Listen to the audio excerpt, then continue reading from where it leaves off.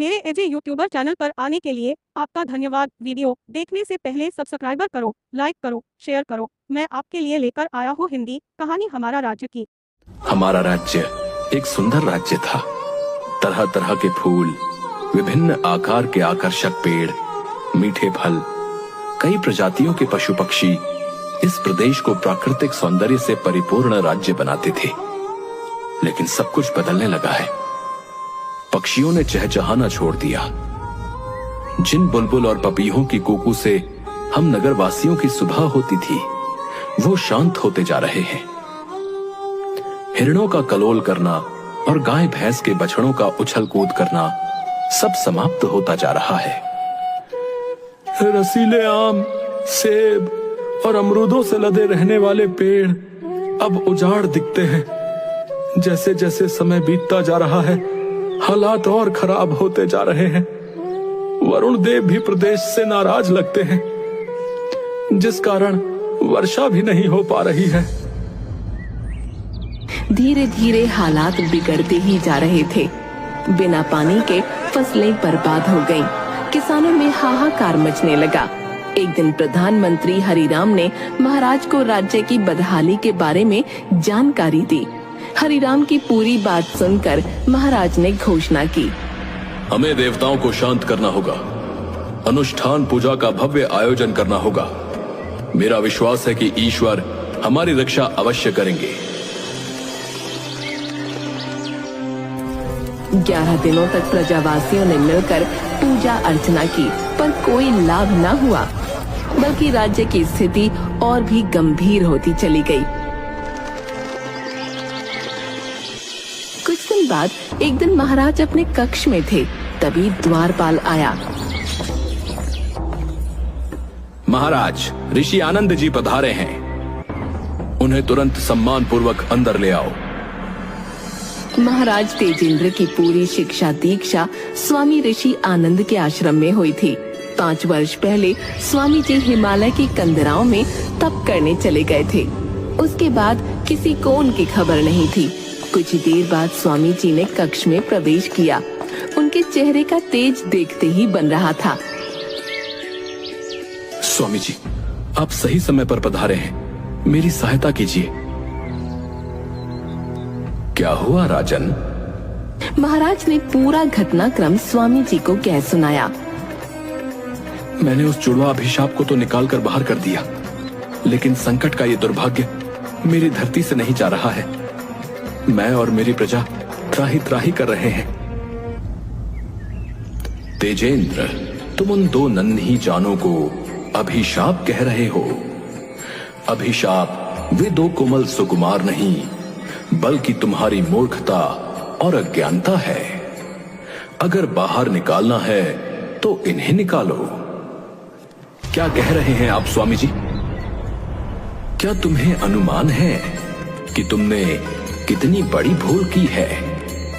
सब बच्चों के बचपन को मारकर तुमने स्वयं प्राकृतिक संतुलन को क्षति पहुंचाने का घोर अपराध किया है। मैं कुछ समझ नहीं पा रहा हूं स्वामी जी। क्या तुम्हें मालूम है कि ईश्वर का वास कहां है? ऊपर आकाश में, हमारे चारों ओर फैले मंदिरों में। तुम्हारा दृष्टिकोण सीमित है राजन। भगवान सृष्टि के प्रत्येक जीव में बसे हैं। क्या तुम भगवान की महिमा का एक जीता जागता उदाहरण देखोगे? जी अवश्य स्वामी जी। स्वामी जी राजा तेजेंद्र को महल के झरोखे में ले गए। उन्होंने बगीचे की ओर इशारा किया। राजा ने देखा कि वहाँ 2 बच्चे खेल रहे हैं। उनकी आयु लगभग 3 वर्ष होगी। वो दोनों मिलकर तितली पकड़ रहे थे। कभी वे आपस में टकरा रहे थे तो कभी घास पर गिर रहे थे। उठने में एक दूसरे की मदद करते और फिर से वे तितली के पीछे दौड़ने लग जाते थे। हंसते खेलते उन दोनों बच्चों की किलकारियों का शोर पूरे बगीचे में गूंज रहा था। महाराज तेजेंद्र वहीं आश्चर्यचकित खड़े देख रहे थे। बच्चों की ये आवाजें जैसे उसके मस्तिष्क पर वार कर रही थीं। स्वामी ऋषि आनंद ने राजा को समझाना शुरू किया। तेजेंद्र, बच्चों में भगवान बसते हैं। वे स्वयं पवित्रता, सत्यता, प्रेम और आनंद की अभिव्यक्ति हैं। कभी ध्यान से किसी बालक का अवलोकन करो, तुम्हें उनमें कभी छल कपट दिखाई नहीं देगा। प्रत्येक बच्चा प्रसन्नता, आमोद प्रमोद और जीवन के परमानंद का प्रतीक है। बच्चों के बचपन को समाप्त कर तुमने स्वयं भगवान की उपस्थिति का बहिष्कार किया है। और जब भगवान ही चले गए तो क्या मां प्रकृति यहां रह पाएंगी? इसी के परिणाम स्वरूप स्वर्ग सी तुम्हारी ये हरी भरी धरा आज उजाड़ बन चुकी है। तुम्हारे देश में केवल जीते जागते शव रह गए हैं। लेकिन स्वामी जी, मैं अपनी जुड़वा संतान पर आग बबूला था। वो तुम्हारी मूर्खता थी।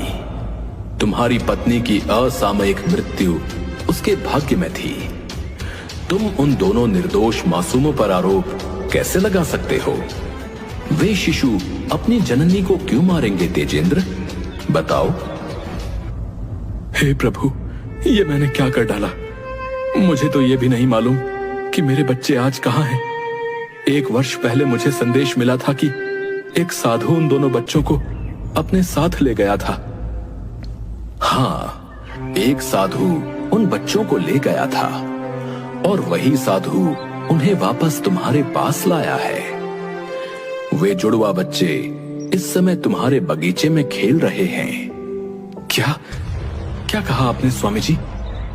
हाँ तेजेंद्र, मुझे सोनभद्र की प्रजा और तुम्हारी समस्याओं के बारे में कुछ समय पहले ही पता लग गया था। मैं तुम्हारे बच्चों को उनकी नानी के घर से ले गया। तब से वे मेरे ही आश्रम में रह रहे थे। महाराज तेजेंद्र दौड़कर आंगन में पहुंचे और अपने बच्चों को देखने लगे। दोनों बच्चे खेल रहे थे। कभी वे घास पर गिर जाते। आंगन में महल के कई लोगों की भीड़ लग चुकी थी, क्योंकि वर्षों बाद बच्चों को बच्चों जैसा व्यवहार करते देखा जा रहा था। मेरे प्यारे प्रजावासियों, आज आप सबके सामने आपका राजा होते हुए भी आपसे क्षमा याचना करने आया हूं। मैंने अपनी अल्प बुद्धि के कारण जो पाप किया है, उस पाप की सजा मिलनी चाहिए और वो मुझे मिलेगी भी। परंतु मैं आप सबका अपराधी हूं, इसलिए आप सबसे क्षमा याचना करना चाहता हूं। महाराज तेजेंद्र की जय हो! महाराज तेजेंद्र की जय हो! राजकुमारों की जय हो! 1 वर्ष पश्चात जुड़वा बच्चों का चौथा जन्मदिन था। पूरे राज्य में उत्सव मनाया जा रहा था। पक्षी चहचहा रहे थे। फलों से लदी पेड़ों की शाखाएं हवाओं संग झूल रही थीं। कुछ महीने पहले हुई बारिश के कारण खेतों में फसलें लहलहा रही थीं। महल के बीचों बीच खड़ी बच्चों की भीड़ में गुब्बारे फटने का एक जोरदार धमाका हुआ। सभी बच्चे तालियां बजाकर एक जोकर का स्वागत कर रहे थे। ये जोकर मंच के बीच आकर खड़ा हो गया। जब तालियों की गड़गड़ाहट से पूरा मंच रोमांचित हो उठा, तो उस जोकर ने अपना मुखौटा हटाया। ये कोई और नहीं, सोनभद्र के महाराज तेजेंद्र थे। मुस्कुराते हुए महाराज ने वहां उपस्थित बच्चों और अतिथियों का झुककर अभिवादन किया, तो पूरा पंडाल तालियों से गूंज उठा।